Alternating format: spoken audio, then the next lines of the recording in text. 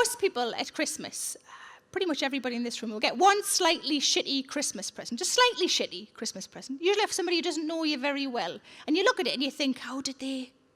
Why did they? What the fuck is a pomander? Now, last Christmas, my shitty Christmas present was off my fella. Exactly. And it was a long-handled metal shoe horn. Your guess is as good as mine. Now, if you get your shitty Christmas present off your Auntie Brenda, you have to go, thanks very much, Auntie Brenda. I'll be able to put my shoes on from a great height now. But the joy of it being off your partner is you're allowed to go, what the fuck is that? Which is what I did.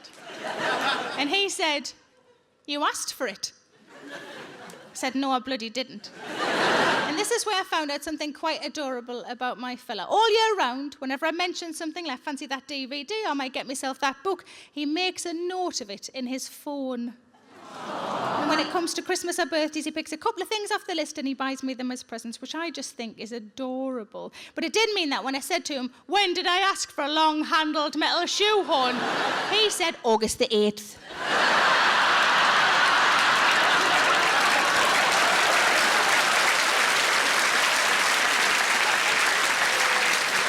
At 8 p.m.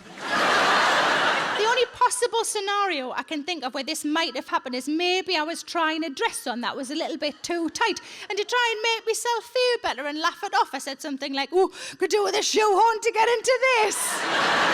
And instead of giving me the cuddle that I clearly fucking needed, he made a note of it in his phone. Shoehorn, that's what she wants.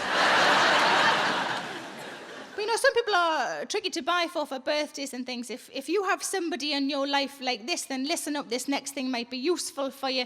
We've got a birthday rule. Our birthday rule is that if it's your birthday, you get to make all of the decisions all day for both of you.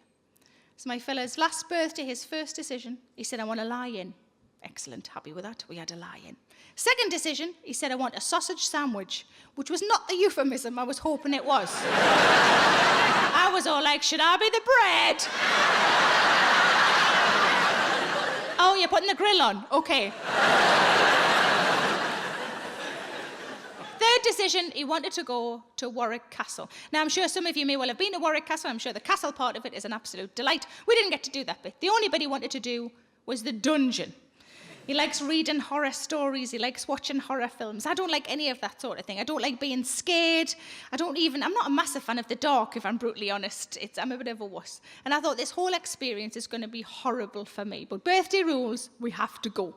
So we go to Warwick Castle, and at the door to the dungeon is a man. And the man has fake blood on his face and hands and is dressed in some sort of costume. And being a little claustrophobic as I am, I thought this is about to include two of the things I hate the most. Enclosed spaces and fucking actors. Because it wasn't like a museum, it wasn't just glass cases with things in to look at and little bits of writing that you don't bother reading because it's boring. It wasn't like that. It was properly interactive. Every room had a different scenario. There were volunteers required throughout, and there was always a chance that somebody was going to jump out and frighten the living shit out of you. Now, I knew I was going to hate it, and it was proved right as soon as we started to walk in. Now, one thing to point out as well, I guess these tours normally have 10 or 12 or 15 people on them all going around as one. I don't know why, maybe just because it was a Tuesday, but it was only two of us. So every time they needed a volunteer, it was me or him or both of us. And also, it was the final tour of the day. We'd overheard a couple of the actors talking outside, saying that if we hadn't turned up, they would have all been able to go home an hour early. So they already didn't really like us. Now, we go down the stairs at the beginning, and I already hate it because it's dark, it smells funny, and there's the walls are kind of running with water. It's horrible. Birthday rules, we have to do it, though. Now, we go into the first room. The first room is quite well lit. It's not too bad. It's a courtroom, and there's a man playing a judge, and just me and my fella. We are both tried. I was tried for being a witch. Rude. And he was tried for weeing in a well. Apt. We are both sentenced to death, which I thought was a little harsh. But I thought thought, if it's all like this is going to be okay. Now, how wrong you can be. You go into the next room. The next room is completely pitch black. So dark you can't see your hand in front of your face. And it's also completely silent. Now, I'd been linked into my fella holding on for dear life. Somebody came up behind us who we couldn't see and just unravelled us and separated us, put him over the other side of the room. So I couldn't see him, I couldn't touch him, but every now and again I could hear him say, "You're going to be all right, you're going to be all right." Because he knew the state I was getting myself into, already starting to shake quite a bit. Now, they left us in the darkness and the silence for about a minute, and then a bright white light flashed, and an old lady screamed in my face. I don't know which bit of history that's supposed to represent, but it felt very much like Christmas with me nana.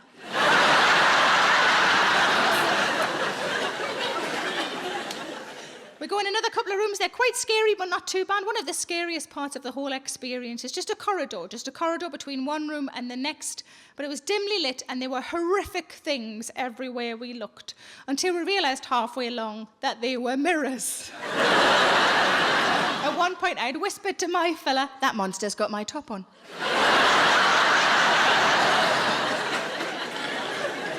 We go in the final room. The final room is a hospital room. There is a bed with a body on it, and the body I've already clocked is a dummy, so it doesn't mean it can't move, but at least it's not going to jump out at me. And a man walks in and addresses us both. And he says, "I'm not the doctor." So I went, "Okay." Then he went, "The doctor died of the plague." Ah. Then he went, "I'm the cook." And I thought, "Ooh, snacks." Apparently not. He said, "I'm the cook and I'm replacing the doctor because I'm the only other one who knows about anatomy." So I just went, "Promotion, well done." And he walked forward and he stood just in front of me. And he was so close to me, I could feel his breath on my face. And he looked at me and he said, "You don't look very well." And I crumpled. "I've just got a bit of a cold."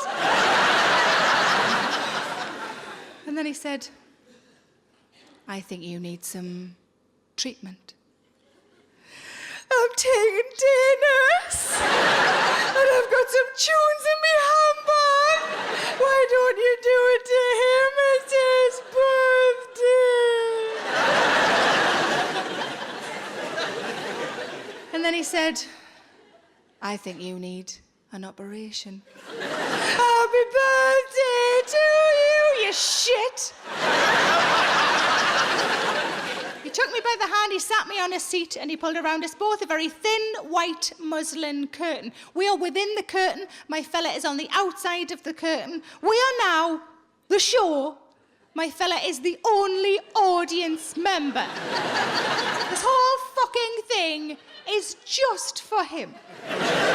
The cook pulls out a knife, this sort of size, maybe like a dagger, and he shows it round the front of the curtain so my fella can see it really clearly. He brings it back round again, and he presses a button on the chair behind me, which is the sound effect of a woman screaming. Pulls out another knife, maybe like a machete, this sort of size, and again he shows it round the front of the curtain so my fella can see it. Brings it back round again, presses another button of a woman screaming. Now, by this stage, I am physically shaking from head to toe.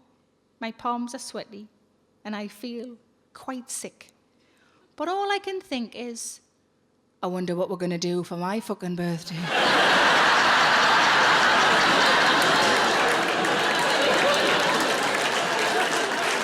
Because my birthday is after his, my birthday no longer becomes about what I actually might want to do, but about what he will fucking hate.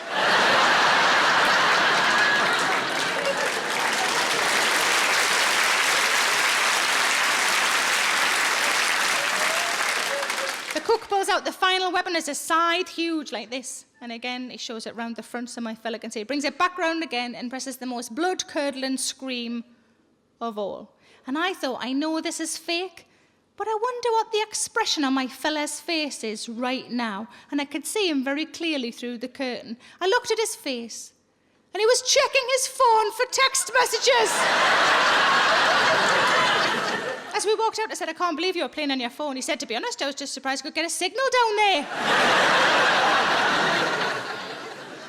We got in the car to go home. I said, you know what we're going to do for my birthday? He said, no, I don't. What are we going to do for your birthday? I said, you know what we're going to do for my birthday? He said, I don't. What are we going to do for your birthday?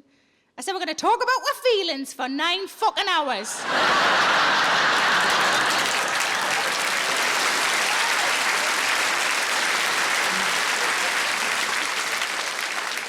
As it happens, that's not what we did. My birthday rolled around a month later, and all I really wanted to do was wander around John Lewis. It's me happy place. I wanted to wander around the homeway section touching things. That's all I wanted to do. So we go to John Lewis, we're in the homeway section, but the whole time he is 3 or 4 paces behind me playing on his phone, and I thought, oh, this isn't fair. I was disemboweled on his fucking birthday. And I should have learned from earlier experience that it is not good to take shopping. On a previous occasion, we'd been in a different department store. I decided to look for a new dress. I picked 3 to try on, and I parked them. You know, you can park your fella either at the shoes, because there's seats there, and they like that. Or you can park them at the fitting room, because then there's sometimes another fella there, and they can make a little friend. So I parked him at the fitting room. I took 3 dresses in to try on. I came out after each one to show him. After the first one, I said, what do you think of this one? And he went, it's all right. Keep pumping out compliments like that, and we'll not get this big head back in the fucking car. Went back in, came back on the second one. I said, this is the second one. What do you think of this one? And he went, it's nice. I feel so pretty. Went back in, came back on the third one. I said, this is the best one. This is my favourite one. I've saved the best to last. What do you think of this one? And he went, yeah, you could wear that one outside. What did you think the other 2 were? Fucking 90s? So I should have learned from that experience, but I had not learned from that experience. We're now in John Lewis, in the homeway section, on my birthday, and he is 3 or 4 paces behind me, playing on his phone like a petulant teenager. And I turned around and I said, oh, this isn't on. He said, what's the matter with you? I said, no, this is my birthday. You need to pay attention. You need to be interested in things. You need to be present. And he said, sorry, love, and he put his phone in his pocket. He said, what are we looking at? Show us what we're looking at. And I said, I've been looking at the duvet covers, and I found one that I liked. It was nice and bright and flowery. I said, I like this one. What do you think of that one? And he looked at it, and he went, that's horrible. And I thought, well, I did ask for your opinion, I suppose. Maybe you should get your fucking phone out again. I said, I like it. What's horrible about it? And he looked at it again, and he went, it's loud. It's gaudy. It's for children. And he must have seen my face just drop, because this is not what my birthday was supposed to be. And he wanted to fix it, because he is a lovely man after all. And he was so convinced that the next thing he said was going to make everything okay. He just went, it's very you though, love. Hello, it's Sarah Millican here.